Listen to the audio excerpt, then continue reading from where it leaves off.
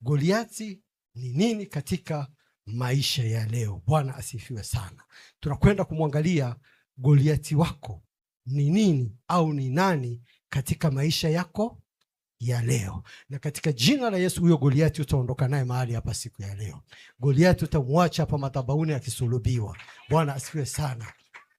Kwa hiyo kabla tujasoma neno letu, tuelewe jambo hili. Goliati hakuwa mwanadamu tu. Ilikuwa ni ishara ya nini? Ni ishara ya imani ya upotovu. Bwana asifiwe sana. Si kwamba alikuwa mwanadamu tu, lakini ilikuwa pia ni ishara. Alikuwa anawasilisha ile nembo ya upotovu ambao ni vitisho na vikwazo vikubwa. Bwana Yesu Kristo asifiwe. Ambazo vilikuwa vinajaribu kufanya watu wasifike kwenye ahadi za nani? Ahadi za Mungu. Alikuwa anajaribu kuhakikisha kwamba watu hawafiki, au wana wa Israeli wakati ule hawafiki kwenye nini?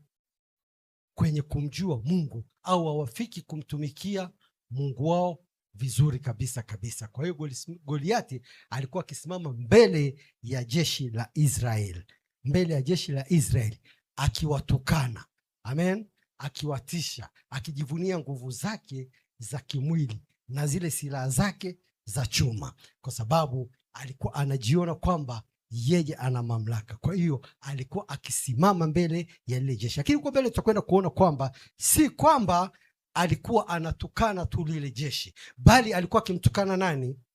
Mungu wa Israeli, Mungu wa majeshi, Mungu ambaye tunamtumikia leo.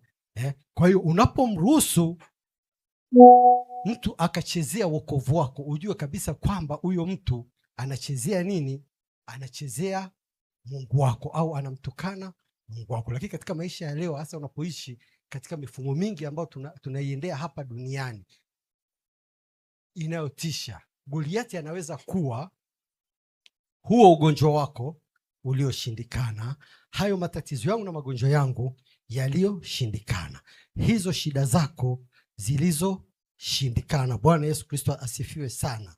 Hitaji lako hilo ambalo umepambana nalo mara kwa mara imeshindikana, labda umaskini wa kutupwa, hofu ya maisha ya kesho, changamoto, au kwa wale wenzetu waliokuwa nje ya mipaka Tanzania, wale waliokuwa ughaibuni au waliokuwa nchi za Ulaya, wanapambana sana. Unaweza kukuta wakaishi vizuri, maisha yakaenda, lakini ghafla wanakuja kukutana na matatizo ya vibali, matatizo ya working permits, wanaambiwa sijui hiki hakiko sawa, mara unahitaji kurudishwa kwenu, mara leo ameingia rais mwingine, amekuja na mifumo yake, akasema sitaki wageni katika nchi yangu. Watu